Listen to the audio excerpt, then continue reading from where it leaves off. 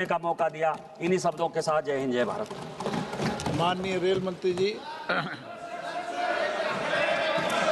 माननीय अध्यक्ष जी,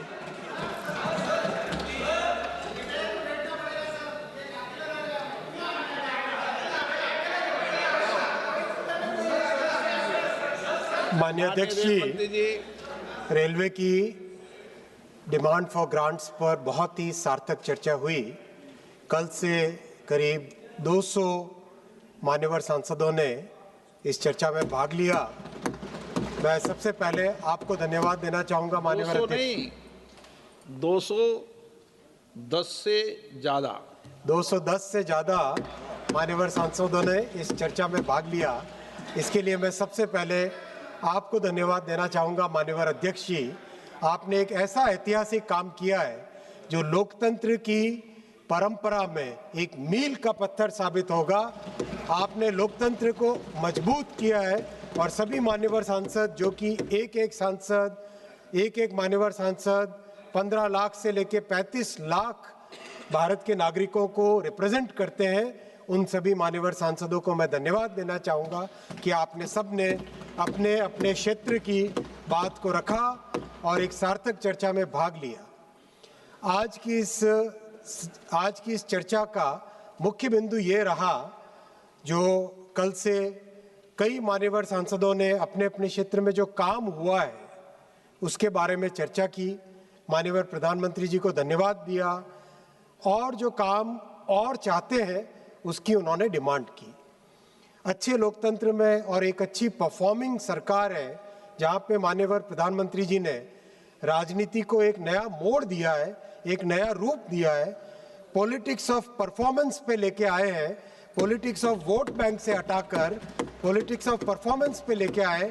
ये उसका बहुत अच्छा एक उदाहरण है कि पिछले 2 दिनों से इस चर्चा में सभी मान्यवर सांसद अपने अपने क्षेत्र में कुछ न जो काम हुआ है उसके बारे में वो रख पाए विषय। इवन जो हमारे मोस्ट वोकल क्रिटिक है वो भी क्रेडिट लेने के लिए जो काम उनके कारण नहीं हुआ उसको भी वो चर्चा में लेकर आए। ये राजनीति का रूप है, होना भी चाहिए। माननीय अध्यक्ष जी, मैं धन्यवाद देना चाहूँगा माननीय प्रधानमंत्री जी को। उन्होंने इस दशक में इतने बड़े परिवर्तन किए रेलवे में, और रेलवे उनके लिए एक ऐसा विषय है जो उनके साथ जीवन के साथ जुड़ा हुआ है, माननीय प्रधानमंत्री जी के बाल्यकाल से जुड़ा हुआ है, बहुत भावनात्मक संबंध है उनका। ऐसे विषय के साथ माननीय प्रधानमंत्री जी जो कि बिल्कुल हर बारीकी को समझते हैं, उन्होंने इन 10 वर्षों में रेलवे के हर आयाम पे काम किया है, रेलवे के हर पॉइंट पे उन्होंने ध्यान दिया है और इसका लाभ देश को मिला है, इसका लाभ रेलवे को मिला है। आज जब बजट पे रेलवे की डिमांड फॉर ग्रांट्स पे चर्चा हो रही है तब मैं सबसे पहले माननीय प्रधानमंत्री जी को धन्यवाद देना चाहूँगा कि आज से 10 वर्ष पहले उन्होंने एक ऐसा निर्णय लिया जिसका लाभ रेलवे को आज भी मिल रहा है और भविष्य में भी मिलेगा। रेलवे बजट को जनरल बजट में जब मिलाया, जब मर्ज किया तो उसके 3 बड़े फायदे हुए। सबसे बड़ा फायदा हुआ कि रेलवे को अपने प्रोजेक्ट्स के लिए जितना यथेष्ट फंड मिलने लगा। पहले मात्र 24-25 हज़ार करोड़ और कभी मैक्सिमम मिला तो 30 हज़ार करोड़ रुपए मिलते थे। आज 2,72,000 करोड़ रुपए मिल रहे हैं। वो इसीलिए संभव हो पाया क्योंकि माननीय प्रधानमंत्री जी ने एक दूरदर्शी निर्णय लिया रेलवे बजट को जनरल बजट में मिलाने का। दूसरा उसका लाभ हुआ कि पूरे वर्ष आज कोई न कोई नए प्रोजेक्ट सैंक्शन हो रहे हैं, कोई न कोई नई ट्रेन चालू हो रही है, नए स्टॉपेजेस घोषणा हो रही है और आरंभ हो रहे हैं, नई टेक्नोलॉजी आ रही है जो कि पहले पूरे वर्ष नहीं होके केवल रेलवे के बजट के समय होते थे, यानी वर्ष भर इंतज़ार करना पड़ता था और बजट के समय में उसकी घोषणा होती थी। अब उसके बजाय पूरे के पूरे वर्ष में इसका लाभ मिल रहा है। और तीसरा बड़ा लाभ हुआ है, एक ट्रांसपेरेंसी आई है, बहुत ट्रांसपेरेंसी आई है। आज हर एक प्रोजेक्ट को एक आईटी सिस्टम के थ्रू मॉनिटर किया जाता है। जनरल बजट में मर्ज होने के कारण चाहे नीति आयोग हो, चाहे फाइनेंस मिनिस्ट्री हो, हर एक जगह उसका प्रॉपर मॉनिटरिंग होती है तो उसका बहुत बड़ा बेनिफिट मिला है। तो मैं मानता हूँ कि जो भी मान्यवर सांसद इस पॉइंट को आज और कल में रेज किए थे, वो इस विषय को समझे कि इसके बेनिफिट कितने हुए हैं और उस बेनिफिट के साथ कई कई वर्षों तक इसका लाभ देश को मिलेगा, ये भी हमें समझने की बात है। माननीय अध्यक्ष महोदय, ये जो रिकॉर्ड एलोकेशन हुआ है बजट का 2,78,000 करोड़ रुपए का 26-27 फाइनेंशियल ईयर के लिए, और उसका लाभ करीब करीब हर राज्य को मिलेगा। हर राज्य में रिकॉर्ड एलोकेशन बजट का हुआ है रेलवे के डेवलपमेंट का। हम सब जानते हैं, चाहे कोई भी राज्य का नाम लें, आंध्र प्रदेश से ले, उत्तर पूर्वी राज्यों को ले, बिहार को ले, छत्तीसगढ़, दिल्ली, गुजरात, गोवा, हरियाणा, हिमाचल प्रदेश, जम्मू कश्मीर, झारखंड, कर्नाटक, केरलम, मध्य प्रदेश, महाराष्ट्र, उड़ीसा, पंजाब, राजस्थान, तमिलनाडु, तेलंगाना, उत्तराखंड, उत्तर प्रदेश, वेस्ट बंगाल, सभी को रिकॉर्ड एलोकेशन हुआ है। और जो यूपीए के समय जितना बजट एलोकेशन मिलता था, उसका कई गुना बजट एलोकेशन आज हुआ है। उसका लाभ भी जमीन पर दिखाई देता है, उसका लाभ भी दिखाई दे रहा है। जमीन पे प्रोजेक्ट्स भी बहुत तेजी से आगे बढ़ रहे हैं। माननीय अध्यक्ष जी, रेलवे की फाइनेंशियल हेल्थ अभी जो भी प्रयास हुए हैं माननीय प्रधानमंत्री जी के नेतृत्व में इन 10 वर्षों में बहुत सुधरी है। सबसे पहली बात ये कि जो पहले अकाउंट्स की एक क्रिएटिविटी होती थी, वो न होके अब एकदम ट्रांसपेरेंट तरीके से अकाउंट्स आज पब्लिश किए जाते हैं, क्योंकि जनरल बजट में ये मर्ज हो चुका है। तो सभी पब्लिक सेक्टर एंटिटीज़ के जो अकाउंट्स होते हैं, उसी तरीके से रेलवे के अकाउंट्स भी होते हैं। आज रेलवे के जो बड़े खर्चे हैं, उसमें स्टाफ की कॉस्ट सबसे बड़ी है, करीब 1,19,000 करोड़ रुपए की। उसके बाद में एनर्जी की कॉस्ट है, जिसमें डीजल और इलेक्ट्रिक दोनों है। डीजल लगातार कम होता जा रहा है और बहुत जल्दी कंप्लीट भी फिनिश भी हो जाएगा। तो एनर्जी की कॉस्ट करीब 32,000 करोड़ रुपए है। और जो इलेक्ट्रिफिकेशन हुआ, उसका लाभ भी मिला है माननीय अध्यक्ष जी। करीब 6,000 करोड़ रुपए का रेलवे को बचत हुई है डीजल से इलेक्ट्रिसिटी में शिफ्ट होने के कारण। फिर फाइनेंस की कॉस्ट है करीब 23,000 करोड़ रुपए की, और पेंशन बहुत बड़ा खर्चा है, करीब 64,000 करोड़ रुपए का खर्चा है। इन सब खर्चों को मीट करने के बाद में भी आज करीब एक मॉडेस्ट सा सरप्लस बनता है, जो कि बहुत ही मेहनत और बहुत ही अच्छे माननीय प्रधानमंत्री जी की पॉलिसीज़ के कारण संभव हो पाया है। रेलवे का बहुत बड़ा फोकस है सेफ्टी पे, पैसेंजर एमिनिटीज़ पे और पैसेंजर्स के लिए जो सुविधाएं हैं उनको बढ़ाने के लिए। माननीय अध्यक्ष जी, इन 10 वर्षों में जो प्रधानमंत्री जी के नेतृत्व में रेलवे का ट्रांसफॉर्मेशन हुआ है, रेलवे में कार्गो करीब 1,055 मिलियन टन था 2004 से 14 वाले पीरियड में, 2013-14 में। आज 1,617 मिलियन टन पिछले वर्ष, और इस वर्ष जो अभी मार्च कंप्लीट होगा, इसमें 1,650 मिलियन टन से आने के कारण विश्व में रेलवे भारत की सेकंड लार्जेस्ट कार्गो कैरियर बन गया है। ये बहुत बड़ा अपने आप में एक गौरव का विषय है। रेलवे ट्रैक जो यूपीए के समय में मात्र 15,000 किलोमीटर बने थे, माननीय प्रधानमंत्री श्री नरेंद्र मोदी जी के एनडीए सरकार में 35,000 किलोमीटर रेलवे ट्रैक्स बने हैं। विद्युतीकरण जो कि बहुत बड़ा रिकॉर्ड है, माननीय पीयूष गोयल जी भी यहाँ पर प्रेजेंट है, बहुत इन्होंने इसमें अच्छा काम किया था। तो इलेक्ट्रिफिकेशन जो यूपीए के समय मात्र 5,200 किलोमीटर हुआ था, प्रधानमंत्री श्री नरेंद्र मोदी जी के समय में 47,000 किलोमीटर इलेक्ट्रिफिकेशन हुआ है, और करीब 99% से अधिक इलेक्ट्रिफिकेशन रेलवे का हो चुका। फ्लाईओवर और अंडरपास आरओबी आरयूबी, वो करीब जहां 4,000 बने थे यूपीए के समय में, अब 14,000 आरओबी आरयूबी बने हैं। डिजिटल स्टेशन जो कि बहुत ही महत्वपूर्ण है सेफ्टी के लिए, यूपीए में मात्र 800 बने थे, अब 3,700 बने हैं इस दशक में। ऑटोमेटिक सिग्नलिंग मात्र 1,500 किलोमीटर हुई थी, वो 4,000 किलोमीटर से ज़्यादा हुई।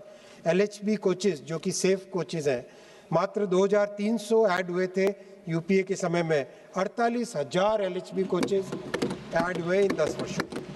लोकोमोटिव्स मात्र 4,700 बने थे यूपीए में, 12,000 बने हैं इन 11 वर्षों। आपको सुनना पड़ेगा क्योंकि काम हुआ है, आपको सुनना पड़ेगा। इस साल का भी बनाएंगे और हर साल आपको सुनाएंगे। वैगन इंडक्शन जो 1,33,000 था, 2 लाख से अधिक वैगन का इंडक्शन हुआ है। माननीय अध्यक्ष जी, एक और बहुत बड़ा रिकॉर्ड बना है। रेलवे के इतिहास में, रेलवे के आरंभ से, ये सुनिए बहुत महत्वपूर्ण है, आपको भी गौरव होगा। रेलवे के आरंभ से 2014 तक, रेलवे की स्टार्टिंग से 2014 तक रेलवे में टोटल 125 किलोमीटर टनल्स बनी थी। 2015 के बाद में, 2014-15 की शुरुआत से 486 किलोमीटर, 486 किलोमीटर टनल्स बनी है। अभी एक मान्यवर सांसद पूर्वोत्तर राज्य के बता रहे थे कैसे टनल्स बना के कनेक्टिविटी लेके गए, वैसे ही जम्मू कश्मीर के सांसद भी बता रहे थे। टनल्स, ब्रिजेस को लेके ही ये कनेक्टिविटी संभव हो पाई है और ये काम संभव हो पाया है क्योंकि प्रधानमंत्री श्री नरेंद्र मोदी जी का दृढ़ संकल्प है रेलवे को विकसित रेलवे बनाने का। मान्यवर अध्यक्ष जी, कई ऐसे प्रोजेक्ट जो वर्षों से पेंडिंग थे वो कंप्लीट हुए हैं। चिनाब और अंजी के ब्रिज से कश्मीर की वैली देश से जुड़ी, जिसका बहुत लाभ हुआ। हम सब ने देखा जब बहुत ही कठिन एटमॉस्फेरिक कंडीशंस थी, जब सब जगह स्नोफॉल था या लैंडस्लाइड्स थे, वहाँ पर रेलवे के माध्यम से ही कश्मीर से देश में लोग, भारत के साथ जो कनेक्टिविटी रही, सब जगह से लोग जा सके कश्मीर वैली में, सेब का यातायात ट्रांसपोर्टेशन हो पाया। साथ ही साथ सीमेंट, रॉड, कई चीज़ों का ट्रांसपोर्टेशन रेलवे से ही हो पाया। इसी तरह से ईस्टर्न डेडिकेटेड फ्रेट कॉरिडोर भी कंप्लीट हुआ। एक मान्यवर सांसद पूछ रहे थे कि क्यों कंप्लीट नहीं हुआ था, उनको मैं बताना चाहूँगा कि 2014 से पहले फ्रेट कॉरिडोर मात्र 0 किलोमीटर हुआ था, 0। आज 2,800 किलोमीटर कंप्लीट हो चुका है और आज 480 ट्रेन लगातार डेली फ्रेट कॉरिडोर पे चल रही है। इसी तरह से अहमदाबाद से मुंबई बुलेट ट्रेन 350 किलोमीटर से अधिक कंप्लीट हो चुकी है। स्टेशंस की बात भी कई जगह आई, कई मान्यवर सांसदों ने कहा स्टेशन के बारे में, मैं विस्तृत में बताऊंगा। 180 कंप्लीट हो चुके हैं, 500 करीब कंप्लीट होने की परिस्थिति में आ चुके हैं ऑलरेडी। बहुत तेजी से काम चल रहा है। कवच में भी 3,000 किलोमीटर कंप्लीट हो चुके हैं और 20,000 किलोमीटर पे काम तेजी से चल रहा है। स्पीड में ट्रैक्स का अपग्रेडेशन बहुत बड़ी मात्रा में हुआ है। करीब 80% रेलवे के ट्रैक्स अपग्रेड होके 110 kmph की स्पीड पोटेंशियल पे आ चुके हैं और 128 गति शक्ति कार्गो टर्मिनल्स देश में बनके ऑलरेडी कमीशन हो चुके हैं, काम में लग चुके हैं। वंदे भारत चेयर कार की सर्विसेज 162 सर्विसेज चल चुकी है। मध्यम वर्गीय परिवारों ने इसको बहुत स्वीकार किया है। अमृत भारत ट्रेन्स जो कि गरीब से गरीब व्यक्ति के लिए बहुत अच्छी सर्विस है, 60 सर्विसेज चल चुकी है देश में। नमो भारत रैपिड रेल 4 सर्विसेज चल चुकी है। वंदे भारत स्लीपर 2 सर्विसेज चल चुकी है। हाइड्रोजन ट्रेन का डेवलपमेंट हो चुका है कंप्लीट, जो कि विश्व की सबसे पावरफुल हाइड्रोजन ट्रेन है, उसका डेवलपमेंट भी कंप्लीट हो चुका है। ये सब चीज़ें इस दशक में जो हुई है वो माननीय प्रधानमंत्री जी के बहुत ही दूरदर्शी नेतृत्व के कारण ही संभव हो पाई है। माननीय अध्यक्ष जी, भारत का रेलवे ट्रैक का लेंथ अब बढ़ के 1,37,000 किलोमीटर 522 किलोमीटर हो चुका है, जो कि लगातार हर वर्ष बढ़ रहा है। और 756 मेगा ब्रिजेस, 13,815 मेजर ब्रिजेस, एक तरीके से कई चीज़ों में नए रिकॉर्ड बन चुके हैं इस वर्ष में। वैगन्स की संख्या बढ़ के 3,46,000 हो गई है। हम सब हमेशा न्यूज़ में पढ़ते थे कि पावर प्लांट में इतने दिन का कोयला बचा है, ये पावर क्राइसिस आ गया। अब वो सब चीज़ें समाप्त हो चुकी हैं। अब हर एक पावर प्लांट में जितना कोल सेव करके, जितना कोल स्टोरेज करके रखना चाहते हैं उतना सफिशिएंट है। वैगन्स की संख्या रिकॉर्ड संख्या पे पहुंच चुकी है 3,86,000 और कोचेस की संख्या भी रिकॉर्ड संख्या पे पहुंच चुकी है। 98,000 कोचेस भारत की रेलवे में नेटवर्क में आ चुके हैं। अभी माननीय अध्यक्ष जी रिकॉर्ड संख्या में 25,571 ट्रेन डेली चल रही है, जो कि जिसका बहुत अच्छा रिजल्ट भी मिला है। अभी हमने देखा होली के समय बहुत ही अच्छे से सुगम तरीके से लोग पहुंच पाए अपनी जगह पे, और इससे पिछले दीपावली और छठ के समय पे भी कोई दिक्कत आई नहीं। जनरली बहुत अच्छा एक साधन रेलवे अभी बन चुका है।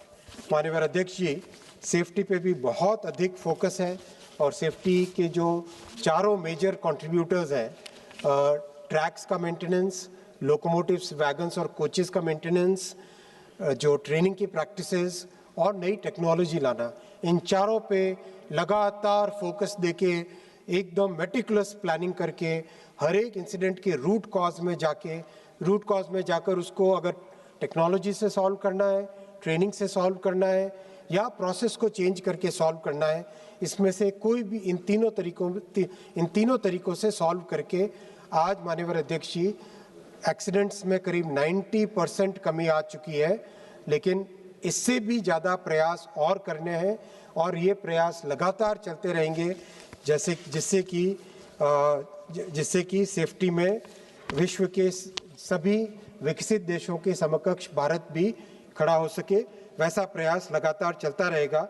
सेफ्टी में इन्वेस्टमेंट भी बहुत अच्छा है, करीब 1,20,000 करोड़ रुपए का सेफ्टी में इन्वेस्टमेंट है। माननीय अध्यक्ष जी, कई मान्यवर सांसदों ने कवच के बारे में यहाँ पर टिप्पणी की। मैं उसके बारे में बहुत स्पष्ट तौर पे बताना चाहूँगा कि कवच को national automatic train protection system 2020 में घोषित किया गया।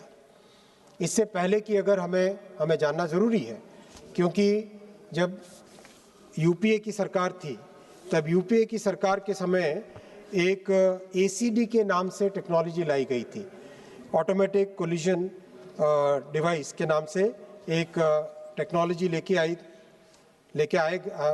आए थे 2006 से 2011 के बीच में, जब एकदम क्लियरली इस्टेब्लिश हो चुका था कि एसीडी से कोलिजन्स को प्रिवेंट नहीं किया जा सकता। फिर भी माननीय ममता जी, जो कि तत्कालीन रेलवे मिनिस्टर थी 2011 में, उन्होंने फिर भी एसीडी को इम्प्लीमेंट करने का डिक्लेयर किया, और उन्हीं की ही सरकार के समय, यूपीए की सरकार के समय ही रेलवे के टेक्निकल लोगों ने डिक्लेयर कर दिया था कि एसीडी एक फेल्ड टेक्नोलॉजी है और उसको अबैंडन कर दिया गया था। माननीय प्रधानमंत्री श्री नरेंद्र मोदी जी ने 2014 में जिम्मेदारी लेने के तुरंत बाद में कवच का डेवलपमेंट चालू किया।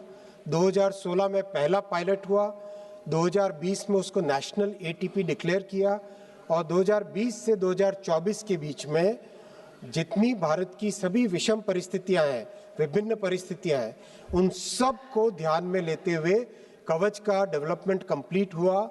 16 जुलाई 2024 को कवच 4.0 को टेक्निकली क्वालिफाई किया गया, अप्रूव किया गया, और उसके तुरंत बाद में जुलाई 2024 के तुरंत बाद में करीब 20,000 किलोमीटर का काम हाथ में लिया गया है, करीब 8,000 लोकोमोटिव्स का काम हाथ में लिया गया है। और ये बहुत मैं जिम्मेदारी के साथ कहना चाहूँगा, कवच केवल एक डिवाइस नहीं है, कवच एक पूरा सिस्टम है। कवच is like installing complete telecom का नेटवर्क, उस तरह का काम है कवच को इंस्टॉल करना। इसमें ऑप्टिकल फाइबर केबल लगता है, ट्रैक के साथ ही साथ हर एक स्टेशन पे डेटा सेंटर बनता है, हर 2.5 से 3 किलोमीटर पे टेलीकॉम के टावर्स लगते हैं, हर एक ट्रैक पे हर कुछ मीटर्स पे एक कवच का डिवाइस लगता है, और लोकोमोटिव के ऊपर कवच का डिवाइस लगता है। It's a very complete system, it's a very complex system. Being a technocrat, I can say with full responsibility कि इस कंप्लीट सिस्टम को लगाने के लिए हमारे प्रयास बहुत अच्छे हैं, और जो विश्व में जो समृद्ध देश है, जिन्होंने 20 वर्ष लगाए इस तरह की टेक्नोलॉजी को कंप्लीटली अपने नेटवर्क्स में लगाने का। उससे बहुत कम समय में भारत में ये टेक्नोलॉजी सब जगह लगने का पूरा काम तेजी से चल रहा है। माननीय अध्यक्ष जी, मेरे इस चर्चा के जवाब में करीब 10 पॉइंट है। 10 में से पहला पॉइंट बजट और सेफ्टी पे रखा। दूसरा पॉइंट माननीय अध्यक्ष जी मैं रखना चाहूँगा जो हमारे एनडीए सरकार का और विशेषकर माननीय प्रधानमंत्री श्री नरेंद्र मोदी जी का हमेशा से संकल्प रहा है, गरीब से गरीब परिवार के जीवन में खुशियाँ लाना और हर वंचित वर्ग को उनका अधिकार दिलाना। ये माननीय प्रधानमंत्री श्री नरेंद्र मोदी जी की राजनीतिक विचारधारा है और ये भारतीय जनता पार्टी की और ये एनडीए सरकार की सबसे मूल पॉलिटिकल थॉट है और इसी थॉट पे हर काम होता है। और रेलवे भी गरीब की सवारी है, मध्यम वर्ग की सवारी है। और ये मैं आपको बहुत स्पष्ट तौर पे बताना चाहूँगा कि कई मान्यवर सांसदों ने एक फॉल्स नैरेटिव क्रिएट करने की कोशिश की। आज मैं स्पष्ट तौर पे बताना चाहूँगा कि रेलवे में जनरल कोच का जो फॉल्स नैरेटिव कई मान्यवर सांसदों ने उठाने की कोशिश की, वो एकदम गलत है। आज भी रेलवे में जनरल कोच और स्लीपर कोच 70% है टोटल कोचेस की संख्या का, 70% है। एक मान्यवर सांसद ने पूछा कि आपने 2 वर्ष पहले डिक्लेयर किया था, कितने कोच जनरल के लगाए। मैं आपको एकदम स्पेसिफिक जवाब दूंगा। 2024-25 में 1250 एक्स्ट्रा जनरल कोच लगाए। जो नॉर्मल ट्रेन में 2+2 नॉर्मल जो लगते हैं, उसके अलावा 1250 एक्स्ट्रा जनरल कोच लगाए। और जो करंट फाइनेंशियल ईयर चल रहा है 2025-26, इसमें 860 एक्स्ट्रा जनरल कोच लगाए। आप ये फॉल्स नैरेटिव न चलाएं। हमारी प्रतिबद्धता गरीबों के प्रति है और ये हर कार्यक्रम में दिखाई देता है, चाहे उज्ज्वला हो, चाहे हर घर अनाज पहुंचाना हो, चाहे टॉयलेट का कंस्ट्रक्शन हो, चाहे पक्के मकानों का कंस्ट्रक्शन हो, चाहे 80 करोड़ परिवारों का। आज माननीय अध्यक्ष जी, हर जगह गरीब से गरीब घर में आज ये बात है स्पष्ट स्थायी रूप से स्थापित हो चुकी है कि अगर गरीब माँ का बेटा अगर शहर में काम कर रहा है, वो समय पे पैसे न पहुंचा पाए अपने घर, फिर भी वो माँ जानती है कि उसका एक बेटा है नरेंद्र मोदी, जो कि महीने के महीने उसके पास राशन पहुंचाता है, उसकी सेवा का ध्यान रखता है, उसके हर प्रकार के कल्याण के लिए वो समर्पित है। वही रेलवे में भी माननीय प्रधानमंत्री श्री नरेंद्र मोदी जी का समर्पण है, गरीब के लिए, मध्यम वर्ग के लिए। मान्यवर अध्यक्ष जी, और इसी गरीब की सेवा की भावना के साथ ही अमृत भारत ट्रेन का डेवलपमेंट किया गया। अमृत भारत ट्रेन एकदम मॉडर्न ट्रेन है। एब्सोल्युटली जो फैसिलिटीज, जो टेक्नोलॉजी वंदे भारत ट्रेन में है, वही टेक्नोलॉजी अमृत भारत के ट्रेन्स में है। लेकिन मान्यवर अध्यक्ष जी, 1000 से अधिक किलोमीटर की यात्रा मात्र 450 रुपए में हो जाती है। वो गरीब के चेहरे पे, उस यात्री के चेहरे पे, उस मजदूर के चेहरे पे जो खुशी आती है और जो आशीर्वाद वो देता है मान्यवर अध्यक्ष जी, वो ये लोग नहीं समझ पाएंगे, क्योंकि इन्होंने केवल गरीबी हटाओ के नारे दिए। इन्होंने केवल गरीबी हटाओ के नारे दिए। इन्होंने कभी भी गरीबों के प्रति सच्चा समर्पण कभी नहीं दिखाया मान्यवर अध्यक्ष जी। इन्होंने केवल और केवल गरीब को एक वोट बैंक बना के रखा। इनके लिए गरीब वोट बैंक से अधिक कभी भी कुछ नहीं था।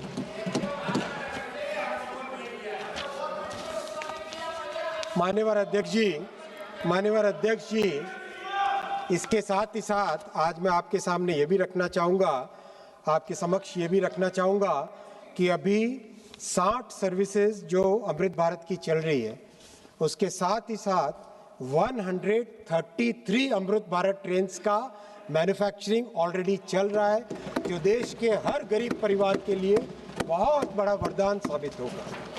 कितने राज्य इससे बेनिफिटेड हुए हैं। अभी जहाँ से भी चालू हुई है, चाहे बंगाल से हो, चाहे आसाम से हो, चाहे केरल से हो, चाहे तमिलनाडु से हो, हर जगह से अमृत भारत जहां भी चालू हुई है, सब ने जी भर के आशीर्वाद माननीय प्रधानमंत्री जी को दिया है। माननीय अध्यक्ष जी, वंदे भारत ट्रेन्स भी बहुत ही अच्छी इस्टेब्लिश हो गई है। आज हर एक मान्यवर सांसद जब भी मिलते हैं, चाहे यहाँ पे अपने भाषण में कभी कभी वो विरोध करते हैं, चाहे उसका क्रिटिसिज्म करते हैं, लेकिन जब मिलते हैं तब उनको चाहिए वंदे भारत ट्रेन। डिमांड वही करते हैं।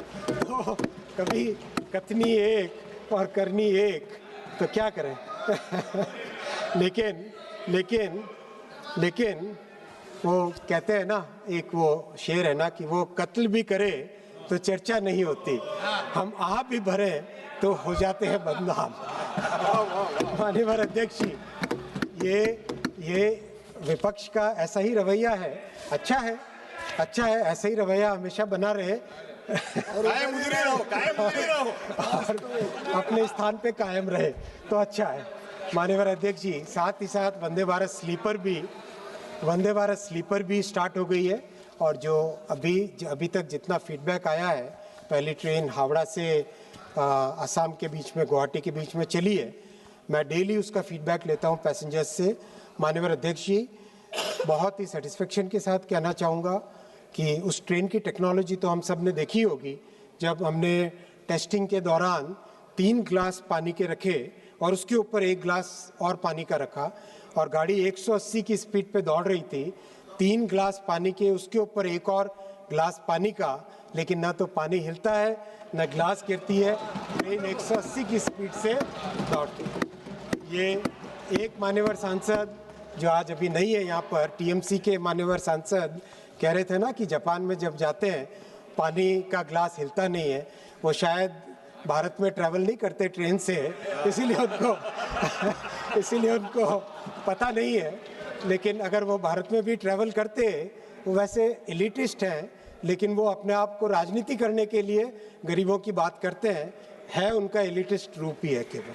तो वो ट्रेन भी बहुत अच्छी सक्सेसफुल हो गई है। 50 और ट्रेन का मैन्युफैक्चरिंग हो रहा है। साथ ही साथ 238 ट्रेन मुंबई के लिए फुली डोर क्लोजिंग की एक मान्यवर सांसद ने उठाया, तब विषय फुली डोर क्लोजिंग वाली 238 ट्रेनों का निर्माण कार्य आरंभ हो रहा है। साथ ही साथ करीब 200 नई मेमू ट्रेन्स का भी उसका नया नाम इंटरसिटी देंगे, क्योंकि मेमू तो एक टेक्निकल नाम है, main line electrical multiple unit. चूँकि वो 2 शहरों को जोड़ने वाली ट्रेन है, शॉर्ट डिस्टेंस कम्यूटर ट्रेन है, ग्लोबली उसको कम्यूटर ट्रेन बोलते हैं, उसको इंटरसिटी के नाम से जाना जाएगा। 200 नई मेमू ट्रेन का निर्माण कार्य भी आरंभ कर रहे हैं। माननीय अध्यक्ष जी, जो गरीबों के लिए, मध्यम वर्गीय परिवारों के लिए जो समर्पण है, वो समर्पण एक और तरीके से दिखाई देता है। जब भी देश में कोई फेस्टिवल आता है, और हमारे देश में तो 12 महीने में 13 त्यौहार होते हैं, तो ऐसे में स्पेशल ट्रेन्स चलाने का बहुत अच्छे प्रयास और बहुत ही सक्सेसफुल प्रयास हुए हैं। जब यूपीए की सरकार थी, तब मात्र 2000-2500 स्पेशल ट्रेन्स चल पाती थी पूरे वर्ष में, मात्र 2000-2500। माननीय अध्यक्ष जी, मैं आपके समक्ष रखना चाहूँगा कि 2000-2500 का जो यूपीए का समय था, उससे बढ़ाकर 2023-24 में 40,000 एक्स्ट्रा ट्रेन चलाई गई। और इस साल तो 2025-26 में माननीय अध्यक्ष जी, already as on today 71,000 special train चल चुकी है। दीपावली और छठ के टाइम में 12,383 स्पेशल ट्रेन चली थी, और अभी होली के समय ऑलरेडी 1,538 स्पेशल ट्रेन चल चुकी है। माननीय अध्यक्ष जी, जो 10 वर्षों पहले कोई भी सांसद या पूरे देश भर से ये होता था कि रेक दो, कोचेज नहीं होते थे, लोकोमोटिव्स नहीं होते थे, आज परिस्थिति एक ऐसी अच्छी आ चुकी है कि सफिशिएंट नंबर में स्पेशल ट्रेन चला पा रहे हैं, जिसका हमको जो गरीब से गरीब व्यक्ति है, उसकी ट्रैवल, हर मध्यम वर्गीय परिवार की ट्रैवल आज उसके कारण सुगम हो चुकी है। इसके साथ ही साथ माननीय अध्यक्ष जी, गरीबों के और मध्यम वर्गीय परिवारों के मदद के लिए 75 स्टेशंस पे होल्डिंग एरिया बनाने का, जैसे हमने न्यू दिल्ली स्टेशन के सामने होल्डिंग एरिया का एक अच्छा एग्जाम्पल देखा, तो 75 स्टेशंस पे होल्डिंग एरिया बनाने का काम बहुत तेज़ी से अच्छी स्पीड से चल रहा है। और साथ ही साथ नई पैसेंजर, नई मेमो, नई EMU, ये ट्रेन्स करीब करीब 1231 ट्रेन्स नई इंट्रोड्यूस हो चुकी है, जो कि आप सब देख ही रहे हैं, करीब करीब हर महीने नई ट्रेन्स देश भर में इंट्रोड्यूस हो रही है। ये सब गरीबों के लिए और मध्यम वर्गीय परिवारों के लिए है। और सबसे बड़ी बात मैं रखना चाहूँगा कि भारत में जो गरीबों के लिए, मध्यम वर्गीय परिवारों के लिए ट्रैवल अफोर्डेबल रहे, इसके लिए माननीय प्रधानमंत्री श्री नरेंद्र मोदी जी रेलवे के पैसेंजर्स को 60,000 करोड़ रुपए की सब्सिडी आज दे रहे हैं। 60,000 करोड़ रुपए की सब्सिडी दे रहे हैं। एक मान्यवर सांसद महोदय ने पूछा था कि मुंबई की इनकम का, तो मैं उनको जानकारी देना चाहूँगा, मुंबई में 3,000 करोड़ रुपए की सब्सिडी रेलवे, भारत सरकार देती है रेलवे के ट्रैवल को अफोर्डेबल रखने के लिए। 3,000 करोड़ रुपए की, देश भर में 60,000 करोड़ रुपए की सब्सिडी दी जाती है, जो कि बहुत बड़ा कंसेशन है। करीब करीब 45% कंसेशन हर एक यात्री को मिल रहा है। और ये बहुत ही बड़ा, हमारे जो पड़ोसी देश हैं पाकिस्तान, बांग्लादेश और श्रीलंका, उससे भी सस्ती भारत की टिकट्स हैं, जबकि भारत की रेलवे बहुत अच्छी क्वालिटी की हो चुकी है। अगर हम यूरोप और जापान से कंपेयर करें तो यूरोप और जापान में भारत से 20 गुना अधिक रेलवे के टिकट्स हैं।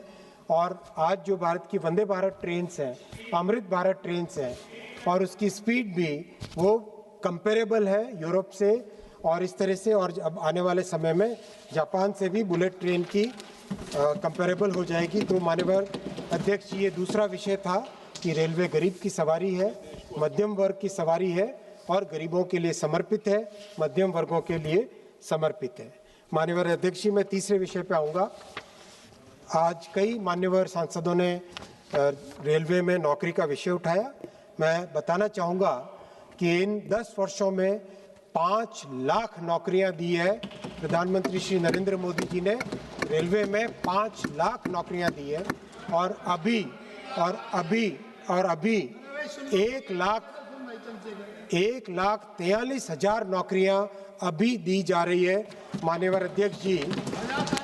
और ये आज़ादी के बाद में पहली बार माननीय प्रधानमंत्री जी ने रेलवे के लिए एनुअल कैलेंडर बनाया है, लागू किया है।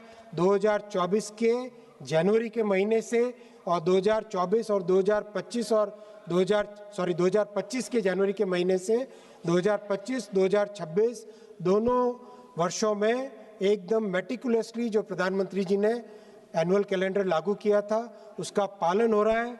और आज 150 शहर में 15 भाषा में 3,60,00,000 कैंडिडेट्स एकदम ट्रांसपेरेंट तरीके से रेलवे की परीक्षाओं में भाग ले रहे हैं। और आज उनको 1,43,000 नौकरियां रेलवे दे रहा है। और कहीं पे कोई कंप्लेंट ना आए, इसके लिए वॉर रूम की व्यवस्था की गई है। देश में कहीं से भी कोई भी छोटी से छोटी भी कंप्लेंट आती है, तुरंत मेरे पास तक उसका एस्केलेशन होता है और कोई भी उसमें कमी नहीं रखे। ये व्यवस्था रेलवे के एग्ज़ाम्स में की गई है और उसका फीडबैक भी सब जगह से लिया गया है। उसका फीडबैक भी बहुत अच्छा आया है। माननीय अध्यक्ष जी, आज इस व्यवस्था के कारण सभी कैंडिडेट्स के लिए, हर वर्ग के कैंडिडेट के लिए नई अपॉर्चुनिटीज़ बनी है। और जो कैंडिडेट रेलवे में पहले यूपीए के समय में 5-5 वर्षों में एक बार एग्ज़ाम होता था, तो कई छात्र उनकी एज बार हो जाती थी, आउट ऑफ एज हो जाते थे। आज उन सबको मौके मिल रहे हैं।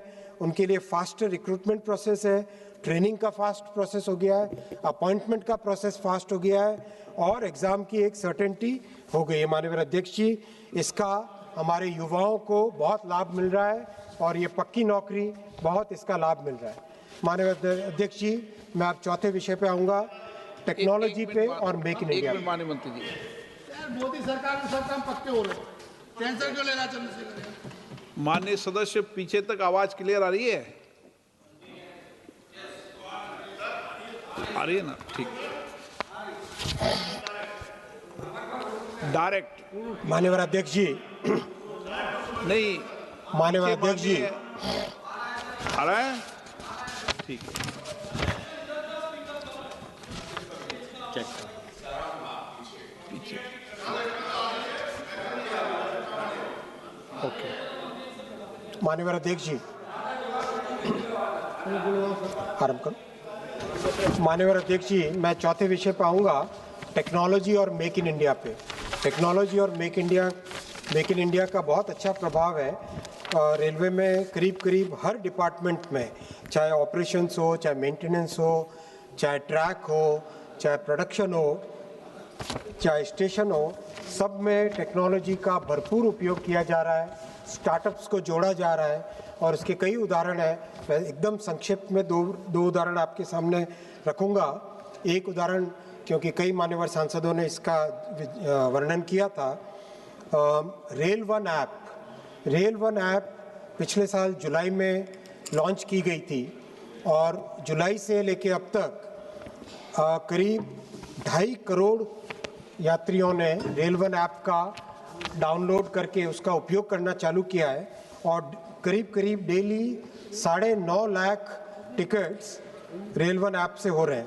इसमें सारे के सारे जो फैसिलिटीज़ हैं, टिकट का रिजर्वेशन, अनरिजर्व टिकट मिलना, प्लेटफॉर्म टिकट, ट्रेन की इंक्वायरी, पीएनआर का स्टेटस, पैसेंजर से रिलेटेड साफ सफाई की कोई भी कंप्लेंट करनी हो, वो सारा का सारा एक सिंगल ऐप में ऑलरेडी एक व्यवस्था हो गई है। मैं भी मान्यवर सांसदों से निवेदन करूंगा, अपने अपने क्षेत्र में इसका वर्णन करें और यात्रियों को इसके बारे में जानकारी दें। और इसके कारण साथ ही साथ जो आईआरसीटीसी का रेलवे का रिजर्वेशन सिस्टम है, वो 40 वर्षों के बाद में कंप्लीट उसका ओवरहॉल किया गया है, उसका कंप्लीट आर्किटेक्चर चेंज किया गया है और अभी आने वाले अप्रैल 10 के बाद में उसका एक एक करके एक स्टेशन बाय स्टेशन उसको रोल आउट किया जाएगा। करीब 6 महीने में उसका रोल आउट कंप्लीट होगा और उसका बहुत लाभ हुआ है। तत्काल के सिस्टम में बहुत बड़ा सुधार लाया गया है। बहुत सारे ऐसे तत्व थे जो बॉट्स और इलीगल सॉफ्टवेयर को यूज़ करके तत्काल का टिकट 1 मिनट के अंदर अंदर बुक कर लेते थे, उसको बहुत इफ़ेक्टिवली रोका गया है और आज तत्काल में बड़ा सुधार आया है, जो ज़्यादातर ट्रेन्स में इमीडिएटली मतलब करीब करीब 7 या 8 मिनट तक तत्काल का मिलता है और जो बहुत पॉपुलर ट्रेन है उसमें नेचुरली 3 मिनट के अंदर अंदर तत्काल का टिकट कंप्लीट होता है। साथ ही एआई कैमरास लगाए जा रहे हैं जिससे कि हाथी हो, बाघ हो और भी दूसरे जानवर, उससे सेफ्टी हो सके। आईओटी, एआई और एमएल बेस्ड मेंटेनेंस देश भर में लाई जा रही है। माननीय अध्यक्ष जी, प्रधानमंत्री श्री नरेंद्र मोदी जी ने जब मेक इन इंडिया कार्यक्रम शुरू किया था उसमें रेलवे ने भी भाग लिया और मैं आपके समक्ष आज ये रखना चाहूँगा, बहुत ही गर्व की बात है देश के लिए। आज रेलवे का एक्सपोर्ट 24,000 करोड़ रुपए पार कर चुका है और उसमें और भी गौरव की बात यह है कि Germany, USA, Australia, Canada, France, UK, Mexico, Spain, Switzerland, Italy, New Zealand, इस तरह के देशों को भारत से रेलवे के एक्सपोर्ट्स होने लगे हैं और ये केवल शुरुआत है। आने वाले समय में जिस तरह से प्रधानमंत्री जी का मेक इन इंडिया का फोकस है वो बहुत ही देश के लिए लाभकारी होने वाला है।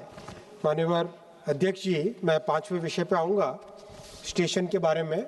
कई मान्यवर सांसदों ने ये प्रश्न उठाया कि रेलवे के स्टेशन का डेवलपमेंट और तेज कैसे किया जाए।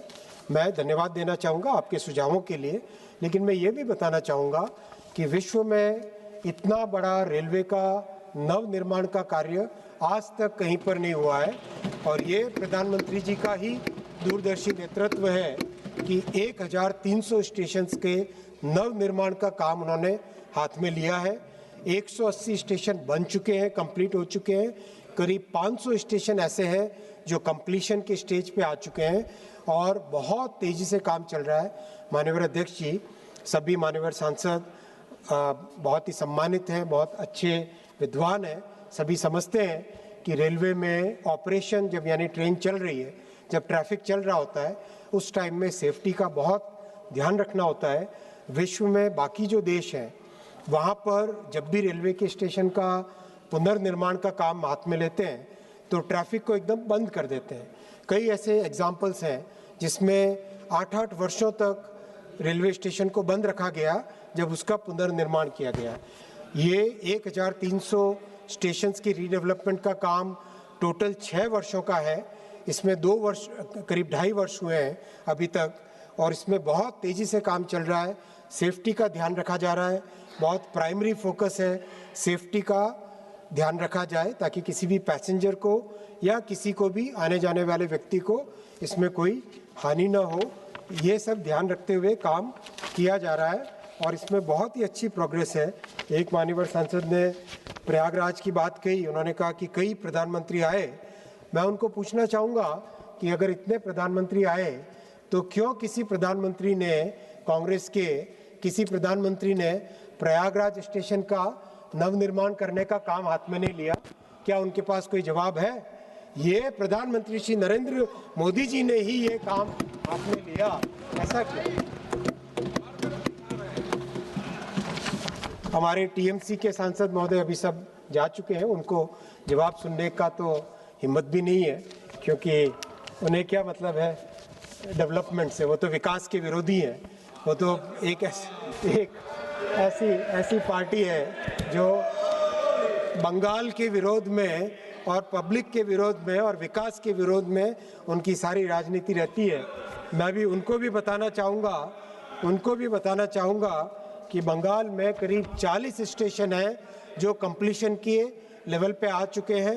9 स्टेशन कंप्लीट हो चुके हैं, 40 ऐसे हैं जो कि कंप्लीशन के लेवल पे आ चुके हैं। और उनके टीएमसी की जब नेत्री जब रेल मंत्री थी, केवल घोषणाएं करते थे, केवल पेंट लगा देते थे, और आज प्रधानमंत्री श्री नरेंद्र मोदी जी पुनर्निर्माण कर रहे हैं स्टेशन का, अगले 50 वर्षों के हिसाब से नवनिर्माण कर रहे हैं।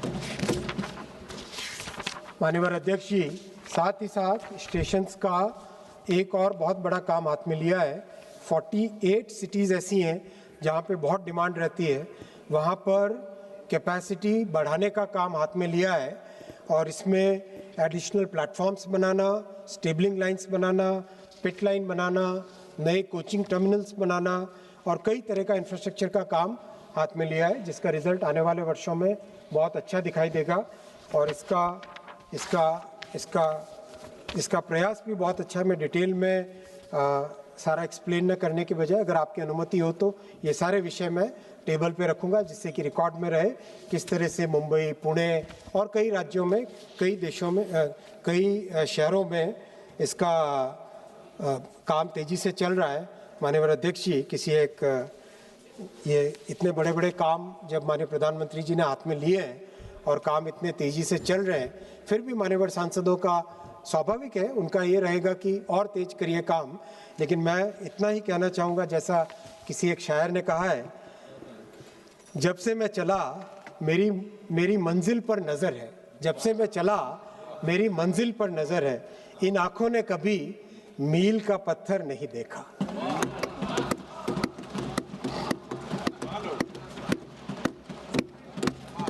आज मंत्री जी बहुत शायर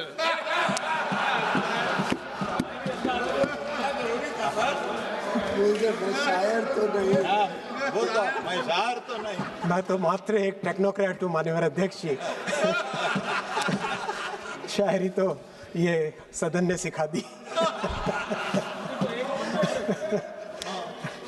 माननीय अध्यक्ष जी, एक और विषय कई मान्यवर सांसदों ने यहाँ पे उठाया, वो मैं धन्यवाद देना चाहूँगा। बहुत अच्छा विषय उठाया। आज़ादी के बाद में पहली बार प्रधानमंत्री जी ने एक ऐसा मेथोडिकल तरीके से रेलवे के नेटवर्क को डेवलप करने का काम हाथ में लिया, जो प्रधानमंत्री गति शक्ति पोर्टल है, उस पोर्टल के माध्यम से, जिसमें देश भर के, पूरे देश के कंप्लीट उसका जियो मैप बनता है, जियो स्पेशल मैप है, उसमें कंप्लीट रेलवे नेटवर्क को मैप करके जहाँ से भी डिमांड आती है, शहर है, गांव है, इंडस्ट्री है, पावर प्लांट है, जहाँ से भी डिमांड आती है, उसका पूरा एक साइंटिफिक तरीके से स्टडी की गई और 1.5 साल लगे उस स्टडी को करने में।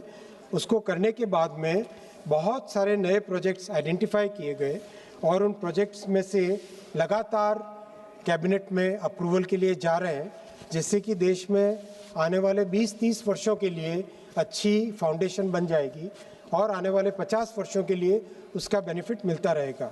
अब तक अगर हम देखें 2014 के बाद में करीब 27,000 किलोमीटर के नए रेलवे प्रोजेक्ट सैंक्शन हुए हैं, जो कि 4,27,223 करोड़ रुपए के प्रोजेक्ट्स हैं। पूरी लिस्ट मैं सदन के टेबल पर रख लूँगा, उसको मैं डिटेल में नहीं पढ़ता यहाँ पर। माननीय अध्यक्ष जी, इसी तरह से उत्तर पूर्वी राज्यों में अष्टलक्ष्मी राज्यों में बहुत अच्छा डेवलपमेंट हुआ है। कई मान्यवर सांसदों ने इसका जिक्र भी किया। आज मिज़ोरम जुड़ चुका है रेलवे के नेटवर्क से। मिज़ोरम के माननीय मुख्यमंत्री जी जब भी आते हैं वो कई ऐसे एग्जाम्पल देते हैं। सीमेंट की कॉस्ट कम हो गई, हाईवे में जो कंजेशन होता था वो समाप्त होने को आया। हर तरीके से यात्रियों को, प्रदेश के निवासियों को सबका लाभ हुआ। मणिपुर की कनेक्टिविटी बहुत तेज़ी से काम चल रहा है, नागालैंड का भी बहुत तेज़ी से काम चल रहा है। मेघालय में कुछ समस्या है, माननीय मुख्यमंत्री जी से निवेदन भी किया है कि वो तैयार करें लोगों को, लेकिन काम चालू नहीं हो पाता है वहाँ पे। सिक्किम में भी बहुत तेज़ी से काम आगे चल रहा है और ओवरऑल देश के कोने कोने में जो काम चल रहा है वैसा ही काम नॉर्थ ईस्टर्न स्टेट में भी चल रहा है। माननीय अध्यक्ष जी, मैं छठे विषय पे आऊँगा। छठे विषय में हमारे देश की जो सांस्कृतिक विरासत है, मैं उसका वर्णन करना चाहूँगा। किस तरह से भारत की सांस्कृतिक विरासत को कांग्रेस ने हमेशा भुला दिया था। एक तरीके से एक इन्फीरियोरिटी कॉम्प्लेक्स लाने का प्रयास रहता था। जो भी भारत का पर्व है, जो भी भारत की भाषा है, या जो भी भारत की वेशभूषा है, उस पे कांग्रेस के समय में एक तरीके से एक हीन भावना से देखा जाता था। लेकिन जब से प्रधानमंत्री श्री नरेंद्र मोदी जी ने देश की जिम्मेदारी संभाली, उन्होंने सबसे पहले प्राथमिकता दी भारत की संस्कृति पे, भारत के त्योहारों पे, भारत के भाषाओं पे। और आज उसका परिणाम है कि हर डिपार्टमेंट, चाहे टूरिज्म डिपार्टमेंट हो, चाहे रेलवे डिपार्टमेंट हो, चाहे शिक्षा हो, हर एक डिपार्टमेंट में एक तरीके से एक बड़ा परिवर्तन आया है, जिससे कि भारत के प्रति जो पुरानी हीन भावना कांग्रेस ने रखने की असफल प्रयास था। मैकॉले के समय से कांग्रेस की ही भावना चली आ रही थी, वो प्रयास सफल हो नहीं पाए थे। उसको भी प्रधानमंत्री जी ने परिवर्तन करने का एक बहुत अच्छा काम हाथ में लिया है। उसी काम को आगे बढ़ाने के लिए आने वाले 2 वर्षों 3 वर्षों में जो बड़े कुंभ होने वाले हैं, नासिक में, उज्जैन में, हरिद्वार में, राजमुंद्री में और कुंभकोणम में, उन सब के लिए बहुत अच्छे प्रयास किए जा रहे हैं। बहुत करीब हर एक के डिटेल्ड व्यवस्था की गई है, सबके लिए मास्टर प्लान बनाए गए। जैसे नासिक है तो नासिक में नासिक रोड, देवलाली, ओढ़ा, खेरवाड़ी, कस्बे सुकेने, इन सब स्टेशंस के लिए विशेष प्रयत्न किए जा रहे हैं। 17 नए आरओ भी बन रहे हैं, 19 नए अंडरपासेस बन रहे हैं, कई जगह डबलिंग हो रही है, कई जगह ऑटोमेटिक सिग्नलिंग का काम हो रहा है। ओवरऑल बहुत सारा काम हो रहा है। वैसे ही उज्जैन के लिए Pingleshwar station, Vikramnagar station, Chintamani Ganesh, Naikheri railway station, फिर उज्जैन फतेहाबाद चंद्रावतीगंज की डबलिंग, इंदौर और उज्जैन को मिलाकर एक सेंट्रल कंट्रोल सेंटर बनाना, इस तरह से बहुत सारे काम हाथ में लिए हैं। हरिद्वार के लिए भी, हरिद्वार के स्टेशन को, हरिद्वार की कैपेसिटी को उत्तराखंड से भी और उत्तर प्रदेश से भी कंप्लीट उसकी कनेक्टिविटी को आगे बढ़ाने का काम हाथ में लिया है। गोदावरी पुष्करम के लिए राजमुंद्री, गोदावरी, कोवूर, इन स्टेशंस पे बहुत सारा काम हाथ में लिया है। कुंभकोणम महामहम के लिए जो कि तमिलनाडु में है, उसके लिए भी बहुत सारे काम हाथ में लिए हैं। एक नया स्टेशन बनाया जा रहा है उसके लिए, तिरुनागेश्वरम, और कुंभकोणम स्टेशन के लिए भी बहुत सारे काम हाथ में लिए। तो एक तरीके से जितना प्रयास हो सके भारत की संस्कृति को, भारत के गौरव को, जो हमारा हजारों वर्षों का जो हमारा इतिहास है, जिस इतिहास को पहले मुगलों ने और उसके बाद में अंग्रेजों ने और उसके बाद में कांग्रेस ने जो जो जो जो जो भुलाने की कोशिश की, उसको फिर से रिवाइव करना और भारत फिर से वही समृद्ध देश बने, वही सशक्त देश बने और वही भारत माता की जय और भारत माता के जयकारे देश भर में लगे, वो दिन बहुत जल्दी आएगा। माननीय प्रधानमंत्री श्री नरेंद्र मोदी जी 2047 तक भारत को वही वैभव दिला के रहेंगे। ये संकल्प उन्होंने हाथ में लिया है और उसी संकल्प के लिए सभी हम काम कर रहे हैं। मैं 7वां विषय आऊँगा, थोड़ा कड़वा विषय है माननीय अध्यक्ष जी, क्योंकि कई सांसदों ने ये आरोप लगाया, जवाब देना जरूरी है और जिनको जवाब सुनना था उनमें से आधे तो घर हाउस छोड़ के जा चुके हैं और जैसे आगे परिस्थितियाँ आने वाली है शायद वो परमानेंटली भी यहाँ से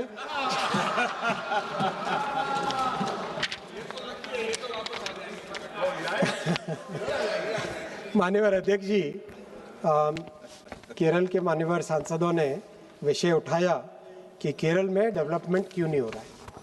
मैं उनसे कहना चाहूँगा कि वो केरल की सरकार को पूछे, और केवल आज की सरकार को नहीं, केरल में एक प्रथा रही है, एक बार कांग्रेस एक बार लेफ्ट, एक बार कांग्रेस एक बार लेफ्ट। तो जो 25-25 वर्षों से काम नहीं हो पा रहा है, छोटे से लैंड एक्विजिशन को भी ये सरकारें नहीं हो पाती है, उनके लिए मैं कहना चाहूँगा ये कम्युनिस्ट कांग्रेस पार्टी की सरकारें केरल में चल रही है, कम्युनिस्ट कांग्रेस पार्टी की सरकारें चल रही है। ये सीसीपी की सरकार है। उन दोनों पार्टियों के बीच में एक गठजोड़ है, एक अंडरस्टैंडिंग है कि डेवलपमेंट नहीं होने देना है, डेवलपमेंट बिल्कुल नहीं होने देना है।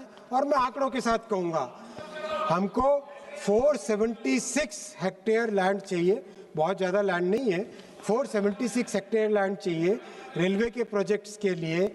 मात्र 65 हेक्टेयर लैंड, 14% लैंड एक्वायर किए। और उसके बाद में प्रश्न पूछते हैं यहाँ पर कि रेलवे के प्रोजेक्ट्स क्यों नहीं होते हैं।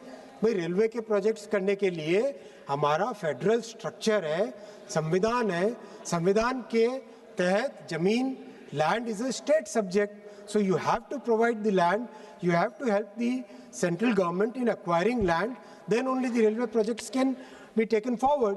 उसमें आप क्यों नहीं मदद करते? भारत सरकार की तरफ प्रधानमंत्री श्री नरेंद्र मोदी जी ने रिकॉर्ड बजट दिया है, लेकिन आप भी एक कदम आगे बढ़ाएं, तभी जाके कुछ काम हो पाएगा। एक और एग्जांपल मैं देना चाहूँगा, 106 फ्लाईओवर्स आरओबी आरयूबी करीब 15 साल से अधिक पेंडिंग पड़े हैं, जिसमें कांग्रेस की सरकारें भी थी, कभी परमिशन नहीं देते, कभी उसका अलाइनमेंट अप्रूव नहीं करते, कभी उसके लिए लैंड एक्विजिशन नहीं करवाते। अध्यक्ष जी, is this the way Congress and left will keep the people of Kerala away from development? And then they ask the question, I request through you honourable speaker sir, that the state governments, the current state government and the past state governments of Kerala, they have to be held accountable for the anti-development work, anti-development attitude they have shown. And same is the case in Tamil Nadu. Same is the case in Tamil Nadu. In Tamil Nadu, out of the 4,326 hectare land which is required for railway projects, only 24% land has been acquired by the state government. And then they say that why the railway projects are not being done. Railway projects can be done only when the state government, only when the state government acquires land. Honorable Speaker sir, I'll give very specific example. Tindivanam Tiruvannamalai new line 71 kilometers. Out of 276 hectare land, only 33 hectare land has been acquired. You are partner there. Attiputtu Puttur new line, out of 189 hectare, 0 hectare land acquired, 0. Mannargudi Pattukottai line, out of 196 hectare, 0 land acquired, 0. In Tanjavur Pattakottai line, out of 152 kilometer, out of 152 hectare, 0 land acquired, 0. Honorable Chairman, Honorable Speaker, sir, if this is the attitude of the government of Tamil Nadu and the government of Kerala, then how the people will get justice? That is my question to the honorable MPs who were trying to raise this point. I'll now come to West Bengal, and I wish the TMC MPs would have been present here. Honorable Speaker, sir, I am giving facts. Honorable Speaker, sir, Honorable Speaker, sir, पश्चिम बंगाल के साथ बड़ा अन्याय किया है। उनके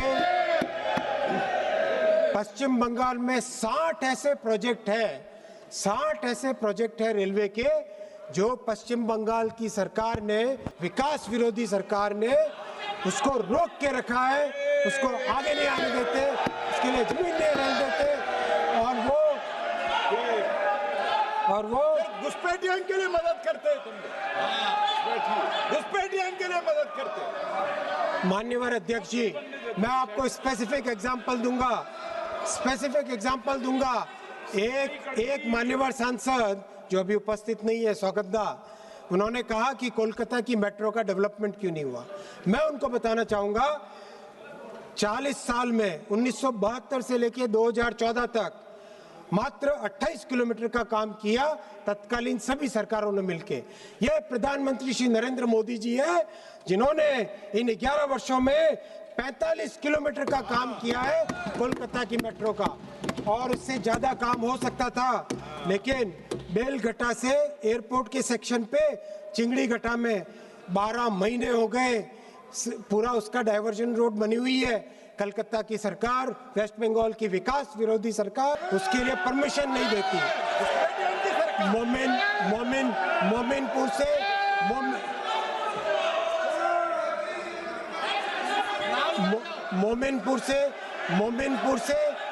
मोमिनपुर से Esplanade की माननीय अध्यक्ष जी, अगर मैंने कोई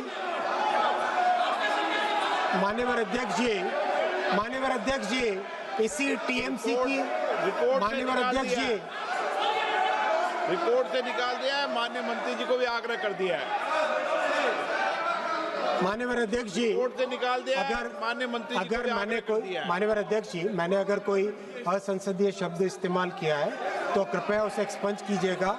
लेकिन टीएमसी की महुआ मोइत्रा जी, माननीय अध्यक्ष जी, टीएमसी की महुआ मोइत्रा जी ने अपने मेडन भाषण में फासिज्म की व्याख्या की थी, तो वो आज मैं तो कहने में शर्म नहीं आनी चाहिए हमें। माननीय अध्यक्ष जी, मोमिनपुर से एस्प्लेनेड 3.5 वर्षों से परमिशन नहीं है। बारानगर से बरकपुर एनओसी नहीं दिया है।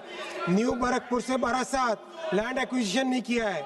सॉल्ट लेक से हल्दीराम तक उन्होंने परमिशन नहीं दी है। 99 फ्लाईओवर्स का कंस्ट्रक्शन पेंडिंग है। माननीय अध्यक्ष जी, ये विकास विरोधी सरकार पश्चिम बंगाल की है और पश्चिम बंगाल की जनता उस विकास विरोधी सरकार को उखाड़ फेंकेगी।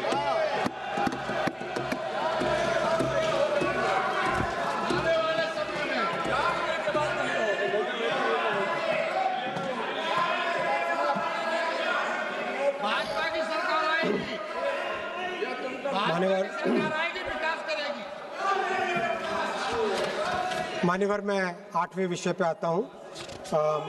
आज का भारत एस्पिरेशनल देश है माननीय अध्यक्ष जी। इस देश में बहुत बड़ी आशाएं हैं और कई मान्यवर सांसदों ने पक्ष में, विपक्ष में, अपक्ष में सभी ने कई ऐसे उदाहरण दिए कि किस तरह से देश के रेलवे सिस्टम को डेवलप करने के लिए कई नए एग्जाम्पल्स दिए उन्होंने, और उनकी आशा भी है और देश की आशाएं भी मोदी जी से ही है, विपक्ष की आशाएं भी मोदी जी से ही है। तो ऐसे में मैं बताना चाहूँगा माननीय अध्यक्ष जी कि बुलेट ट्रेन की प्रोग्रेस के बारे में कई लोगों ने प्रश्न चिन्ह उठाए। मैं उसकी प्रोग्रेस का आपके सामने विवरण प्रस्तुत करना चाहूँगा और आपके माध्यम से सदन के सामने रखना चाहूँगा कि पहले प्रोजेक्ट जो कि अहमदाबाद से मुंबई का प्रोजेक्ट है, उसकी बहुत अच्छी प्रोग्रेस है। करीब 435 किलोमीटर की फाउंडेशन कंप्लीट हो चुकी है, 426 किलोमीटर पियर कंस्ट्रक्शन हो चुका है, गर्डर्स लॉन्च हो चुके हैं, 338 किलोमीटर के ट्रैक इंस्टॉल हो गया, 168 किलोमीटर OHE मास्ट इंस्टॉलेशन हो गया, 146 किलोमीटर। कई स्टेशंस का काम कंप्लीशन पे आया है, वापी, बिलीमोरा, सूरत, BKC का काम बहुत अच्छा चल रहा है, भरूच, वडोदरा, आनंद नडियाद, अहमदाबाद, साबरमती, इसका काम बहुत तेज़ी से चल रहा है। 17 नदियों पे ब्रिज बन चुका है, डरोथा नदी पे, दमन गंगा पे, कोलक पे, पार पे, औरंगा पे, खरेरा पे, कावेरी नदी पे, वेंगनिया पे, अंबिका नदी पे, पूर्णा नदी पे, मेंदोला नदी पे, तापी पर, किम नदी पे, नर्मदा जी पर काम चल रहा है बहुत तेज़ी से, दादर नदी पे, विश्वामित्री पर, माही नदी पर काम चल रहा है तेज़ी से, मोहर नदी पर कंप्लीट हो गया, वात्रक नदी पे कंप्लीट हो गया, मेशवा पे कंप्लीट हो गया, साबरमती पे बहुत तेज़ी से काम चल रहा है। और जिस तरह से कोलकाता में पहली अंडर रिवर टनल बनी, वैसे ही अब भारत में पहली अंडर सी टनल, समुद्र के नीचे टनल 21 किलोमीटर की इस बुलेट ट्रेन के प्रोजेक्ट के तहत काम बहुत तेज़ी से चल रहा है। 5 किलोमीटर बन चुकी है और जो 17 टनल्स है इस प्रोजेक्ट में, उन 17 टनल्स में से 7 टनल्स है जो, इसमें से करीब 2 में ब्रेक थ्रू हो चुका है, 5 में बहुत एडवांस चल रहा है प्रोग्रेस। और माननीय अध्यक्ष जी, जो ग्लोबल स्टैंडर्ड्स हैं बुलेट ट्रेन के, 350 किलोमीटर पर आवर की स्पीड पे ये ट्रेन दौड़ेगी। मुंबई से अहमदाबाद 1 घंटे 57 मिनट में पहुंचेगी और एक तरीके 2027 में इसका अगले वर्ष 2027 में इसका पहला सेक्शन प्रोजेक्ट कमीशन करने का टारगेट लिया हुआ है, जिसमें बहुत तेज़ी से काम चल रहा है। साथ ही साथ इस बार माननीय प्रधानमंत्री जी ने, माननीय वित्त मंत्री जी ने और 7 नए बुलेट ट्रेन्स का डिक्लेयर किया है इस बजट में, उसके लिए भी बहुत तेज़ी से आगे काम बढ़ चुका है। इन 7 नए बुलेट ट्रेन से भारत में बुलेट ट्रेन कॉरिडोर की लेंथ करीब 4000 किलोमीटर हो जाएगी और उसका देश में बहुत अच्छा प्रभाव होगा। मध्यम वर्गीय परिवारों को, गरीब परिवारों को एक बहुत सुगम भाई, आपकी तरह गरीबी हटाओ का नारा लगाने वाली सरकार नहीं है, गरीबों के लिए काम करने वाली सरकार है। तारिक जी, आप अपने पीरियड को भूल जाइए, वो समय बीत चुका है,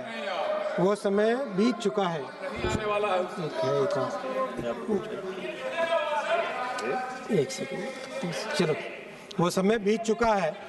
अब माननीय अध्यक्ष जी,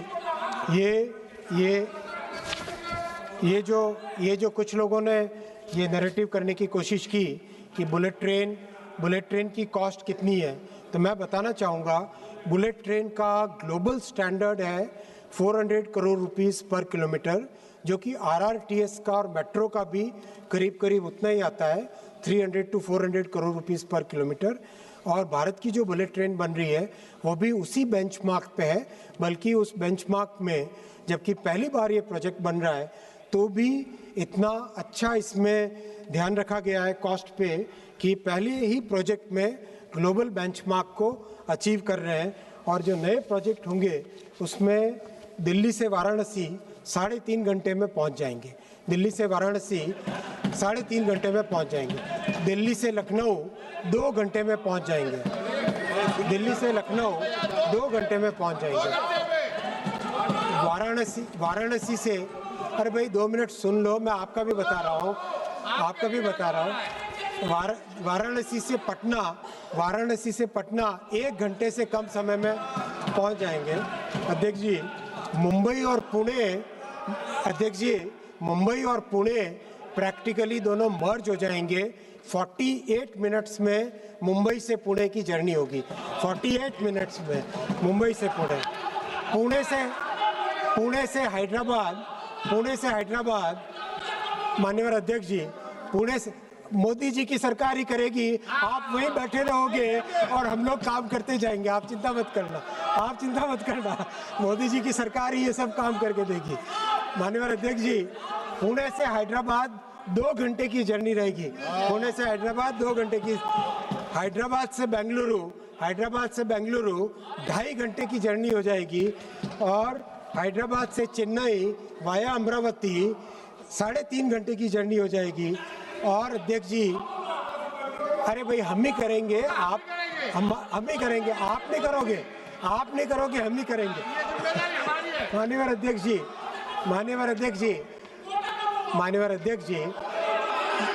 बेंगलोर से चेन्नई, सुन लो आपके काम आएगा। Bengaluru to Chennai will be 73 minutes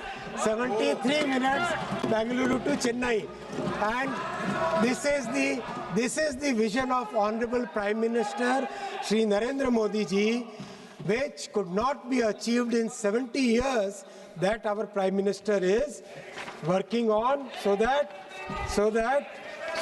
our people can get the benefits which are seen in the entire world. माननीय अध्यक्ष जी, अब मैं 9वें विषय पे आता हूँ। बहुत सारे रिफॉर्म्स हाथ में लिए हैं, जिसका बेनिफिट मिलेगा। जो सबसे बड़ा रिफॉर्म हाथ में लिया है, माननीय अध्यक्ष जी, मैं बहुत जिम्मेदारी के साथ कहना चाहूँगा, 1947 में भारत आज़ाद हुआ, 2047 में विकसित भारत का संकल्प प्रधानमंत्री जी ने रखा, लेकिन 1947 में आज़ादी के बाद में भी, वैसे आप सही कह रहे हो, आप कैसे ही कह, समाजवादी पार्टी के लोगों ने पहली बार कोई सही बात कही है। 2014 के बाद में गरीबों की अगर किसी ने सुनी तो वो नरेंद्र मोदी जी ने सुनी। और इसीलिए जनरल कोच की सफाई ओरिजिन से डेस्टिनेशन के पूरी जर्नी में ध्यान रखने के लिए बहुत बड़ा रिफॉर्म हाथ में लिया है। और हर जोन में 4 ट्रेन्स जो लॉन्ग डिस्टेंस की है उनको पायलट बेसिस पे लिया गया है, जिसमें ओरिजिन से लेके डेस्टिनेशन तक, आरंभ से लेके यात्रा समाप्त होने तक पूरी ट्रेन, चाहे फर्स्ट क्लास हो, सेकंड क्लास हो, थर्ड एसी हो, स्लीपर हो या जनरल क्लास हो, हर कोच में सफाई का पूरा अभियान किया जाएगा और लगातार साफ किया जाएगा। ये बहुत बड़ा अभियान, बहुत बड़ा रिफॉर्म हाथ में लिया है। जो समाजवादी पार्टी के मान्यवर सदस्य कह रहे थे, बात सही है। 2014 के बाद में ही उस गुलामी की मानसिकता से आज़ादी मिली है।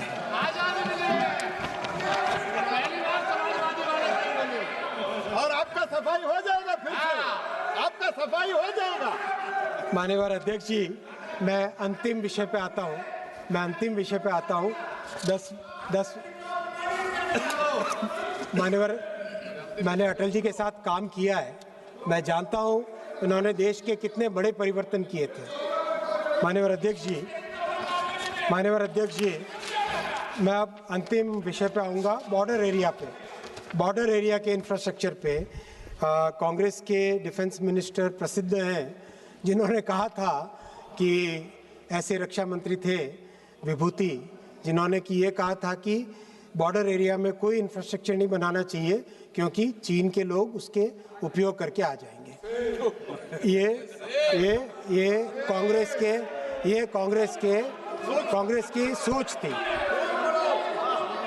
माननीय अध्यक्ष जी,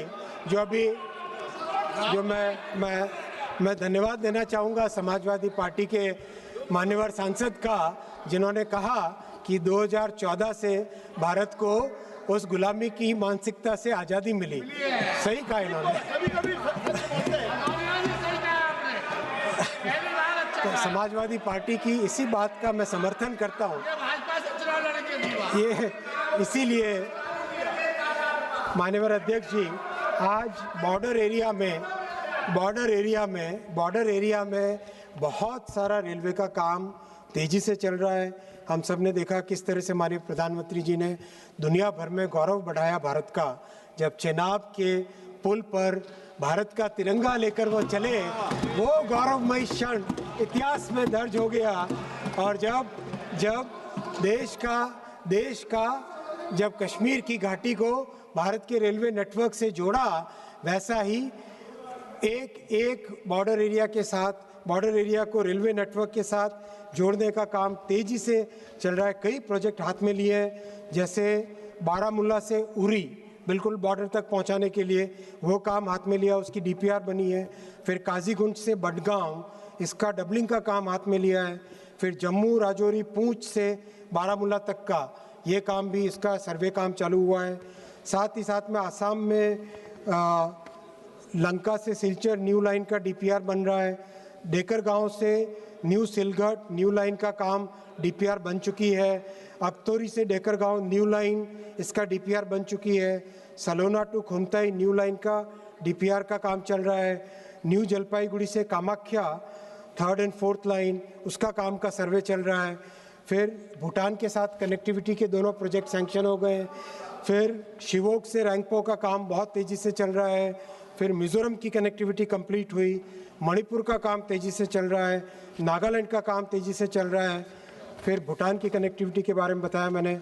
फिर राजस्थान में अनूपगढ़ से खाजूवाला जैसलमेर, ये नई लाइन बनाने का सर्वे का काम बहुत तेज़ी से चल रहा है बॉर्डर के साथ साथ। फिर आगे जैसलमेर से बाड़मेर से भीलड़ी, पूरा का पूरा बॉर्डर के साथ पाकिस्तान के साथ जो हमारी सीमा है, उस सीमा का काम चल रहा है।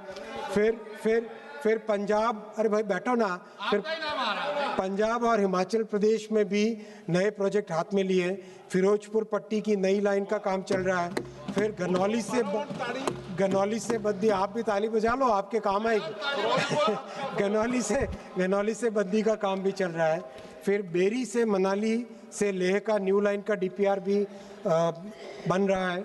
फिर पश्चिम बंगाल में एक बहुत ही इम्पोर्टेंट प्रोजेक्ट हाथ में लिया है, जो कि हमारा चिकन स्नैक एरिया है, उसमें अंडरग्राउंड 30 किलोमीटर का डबल ट्रैक रेलवे लाइन बनाने का, जिससे कि कभी भी देश पे कोई आपत्ति ना आ सके। ऐसा है माननीय प्रधानमंत्री श्री नरेंद्र मोदी जी का विजन, और ऐसे थे कांग्रेस के डिफेंस मिनिस्टर। इसीलिए बहुत स्पष्ट तौर पे ये सिद्ध हो चुका है माननीय अध्यक्ष जी कि मोदी जी ही इस देश के लिए जो अच्छा काम करना है, उन्हीं के द्वारा ही संभव है, और मोदी है तभी मुमकिन है। इसी तरह से गुजरात में बॉर्डर के साथ साथ देशलपाट से हाजीपीर, लूना और वायोर से लखपत न्यू लाइन, और बिहार में और उत्तर प्रदेश में कंप्लीट नेपाल के बॉर्डर के साथ कंप्लीट इस लाइन को बना के कई जगह डबलिंग, कई सारे प्रोजेक्ट हमारे अध्यक्ष जी, नरकटियागंज, रक्सौल, सीतामढ़ी, दरभंगा, मुजफ्फरपुर डबलिंग, और माननीय जगदम्बिका पाल जी का प्रयास भी जो चलता है। खूब अच्छे प्रोजेक्ट इसमें तेज़ी से चल रहे हैं। तो माननीय अध्यक्ष जी, ये 10 विषय मैंने आपके सामने रखे। मैं धन्यवाद देना चाहूँगा। मैं धन्यवाद देना, बैठो ना, मैं माननीय अध्यक्ष जी, मैं धन्यवाद देना चाहूँगा उन 12.5 लाख कर्मचारियों को भी, जो कि चाहे दिवाली हो, छठ हो, होली हो, हर एक समय में, हर फेस्टिवल में अपने परिवारों से दूर रह के वो हमेशा काम में लगे रखते हैं, चाहे लोको पायलट्स हो, चाहे ट्रैकमैन हो, चाहे सिग्नलिंग के इंस्पेक्टर्स हो, चाहे पॉइंट्समैन हो, चाहे कंट्रोलर हो, चाहे स्टेशन मास्टर्स हो, हर एक कैटेगरी के लोग, चाहे अधिकारी हो चाहे कर्मचारी हो, जो देश में बहुत ही श्रद्धा के साथ, बहुत ही तन्मयता के साथ, बहुत ही मेहनत के साथ काम करते हैं। मैं निवेदन करूंगा विपक्ष से भी एक बार आप भी मिलके उनके लिए ताली बजा दीजिए। और जो कांग्रेस और डीएमके के सांसद नहीं बजा रहे हैं उनको भी देश आज देख रहा है, और जो उनको भी देश आज देख रहा है कि आज कर्मचारियों के लिए भी उन्होंने तालियां नहीं बजाई। माननीय अध्यक्ष जी, मैं अंत में माननीय प्रधानमंत्री जी को धन्यवाद देना चाहूँगा। मैं तो एक सिंपल सा टेक्नोक्रेट हूँ, बहुत साधारण कार्यकर्ता हूँ। उन्होंने जो सेवा करने का मौका दिया, जैसे माननीय अध्यक्ष जी, जैसे प्रभु श्री राम ने जब पुल बनाया था तब कई लोगों ने उसमें पुल में काम किया। एक छोटी सी गिलहरी भी थी जिस गिलहरी ने अपना छोटा सा योगदान दिया। मैं तो अपने आप को जो विकसित भारत का जो पुल बन रहा है, जो विकसित भारत का, समृद्ध भारत का, एक सशक्त भारत का जो पुल बन रहा है, उसमें एक छोटी सी गिलहरी का रूप अदा कर रहा हूँ। और जो आप समय दे रहे हैं, जो आपने ये काम दिया, प्रधानमंत्री जी ने ये मौका दिया, इसके लिए मैं बहुत बहुत धन्यवाद देना चाहता हूँ। माननीय अध्यक्ष जी, आपका बहुत धन्यवाद। बहुत बढ़िया, बहुत सुंदर, बहुत सुंदर।